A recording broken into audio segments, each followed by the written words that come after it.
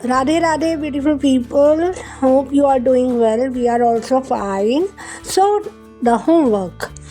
In our last verse, that is verse number 26, who were the well wishers of Arjuna of that time who has moved to Duryodhana's army? So, give your answer in the comment box, and whose answer I will find good, I will pin those answers. So, let's start further.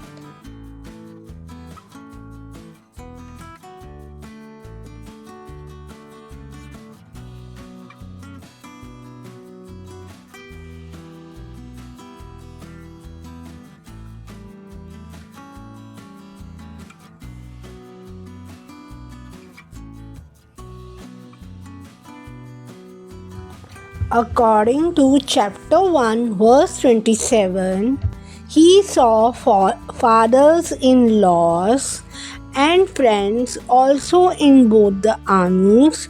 The son of Kunti, seeing all these king's men thus standing arrayed, spoke thus sorrowfully, filled with deep pity. Gita के पहले अध्याय के श्लोक 27 के हिसाब से उसने दोनों सेनाओं में ससुरों और मित्रों को भी देखा। कुंती के पुत्र ने इन सभी सगे संबंधियों को इस प्रकार सजे हुए देखकर गहरे दुख और दया से भर कर कहा। Thus shown by Shri Krishna, Arjuna recognized in his army lines all the kith and kin, near and dear family members, brothers and cousins, teachers and grandsires, and almost an entire host of acquaintances and friends. He recognized such intimate relations not only in the enemy lines but even in his own army.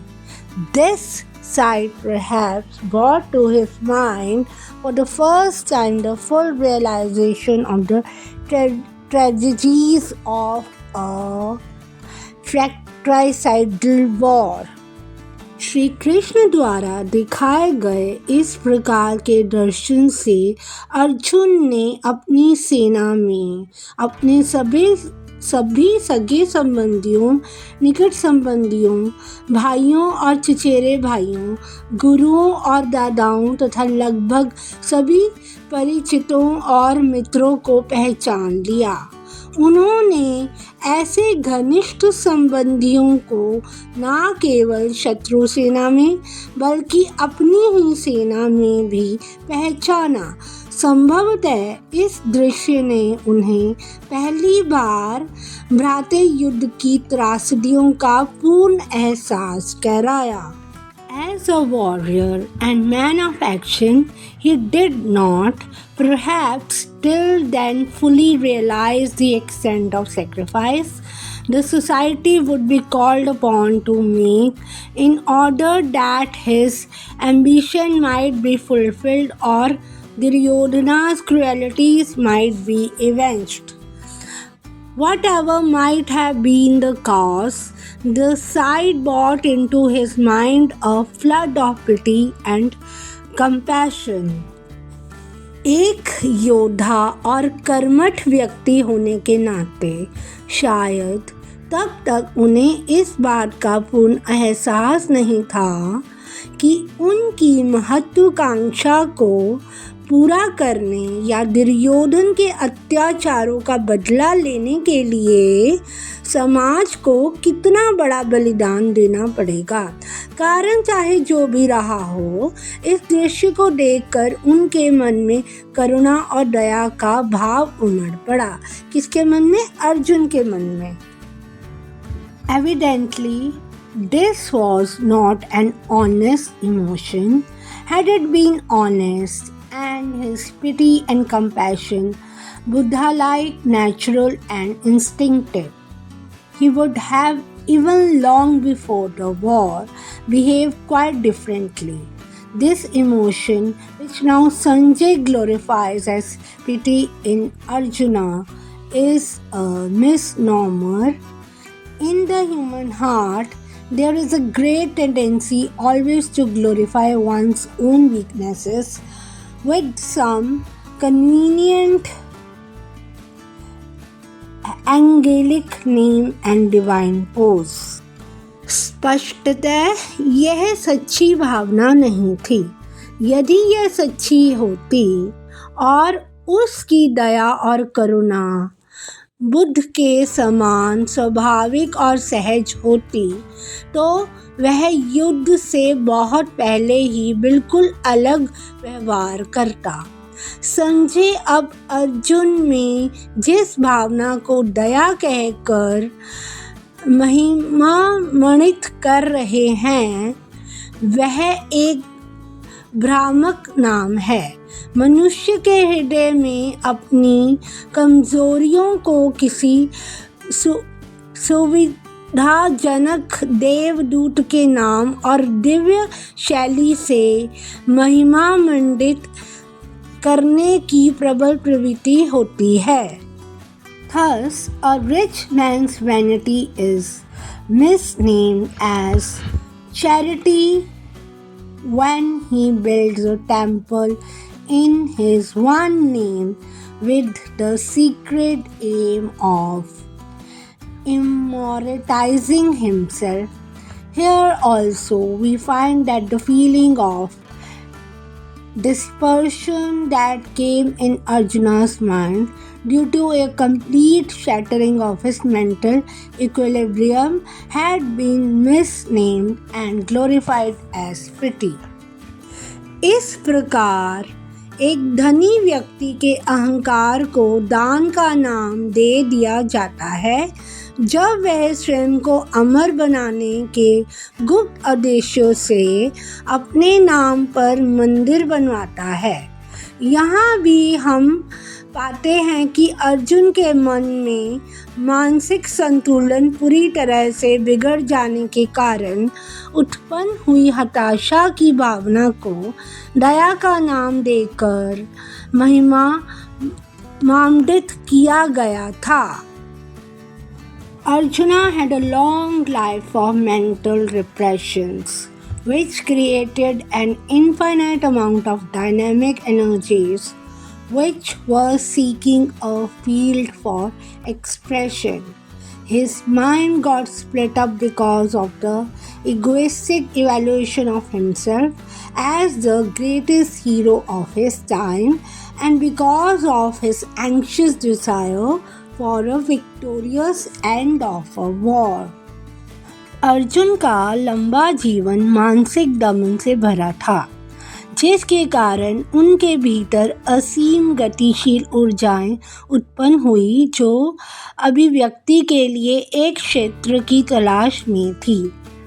अपने समय के सबसे महान नायक के रूप में स्वयं के अहंकारपूर्ण मूल्यांकन और युद्ध में विजयी अंत की उनकी तीव्र इच्छा के कारण उनका मन विभाजित हो गया था।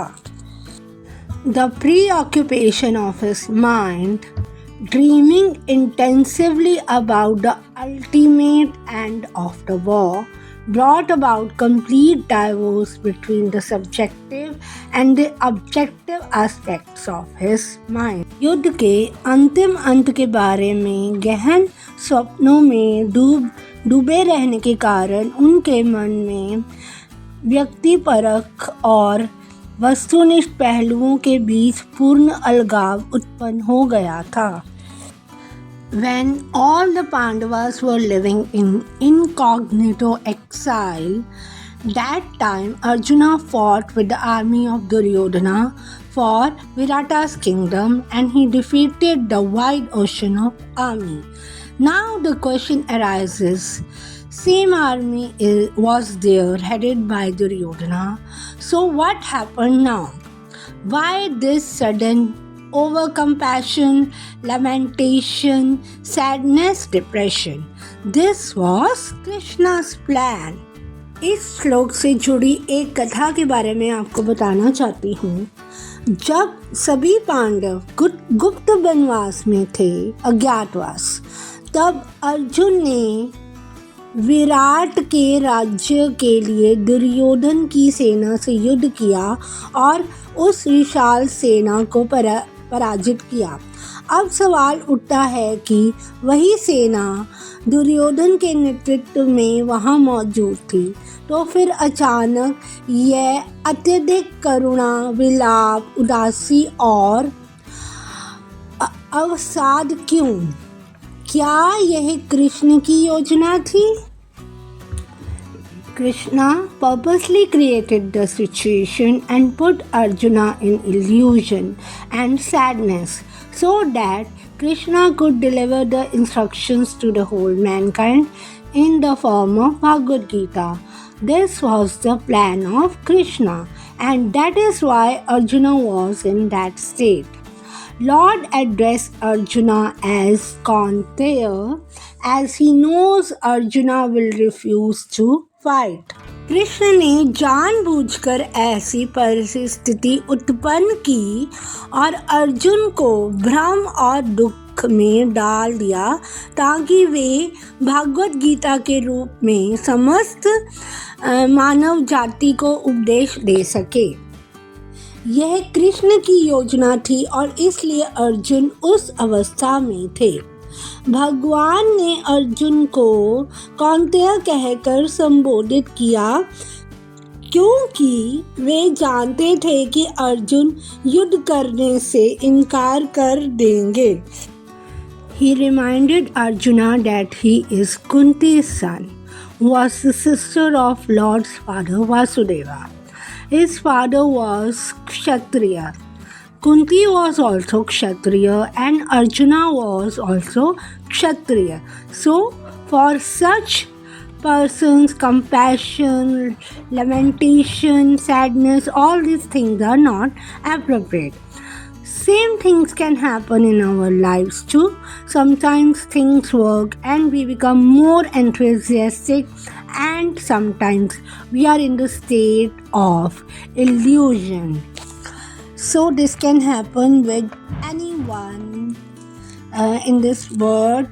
Sometimes we are very happy, our things, our work go really well, and sometimes for the same work we are not able to even think what has to be done, what should we do.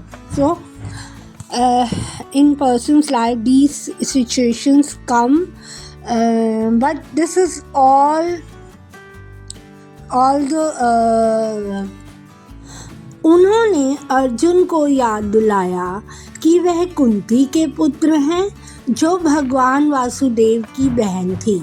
उनके पिता क्षत्रिय थे, कुंती भी क्षत्रिय थी और अर्जुन भी क्षत्रिय थे। इसलिए ऐसे व्यक्तियों के लिए करुणा, विलाप, उदासी और आदि उचित नहीं है। यही बातें हमारे जीवन में भी हो सकती हैं। कभी कभी चीज़ें अनुकूल होती हैं और हम अधिक उत्साहित हो जाते हैं और कभी कभी हम भ्रम की स्थिति में होते हैं।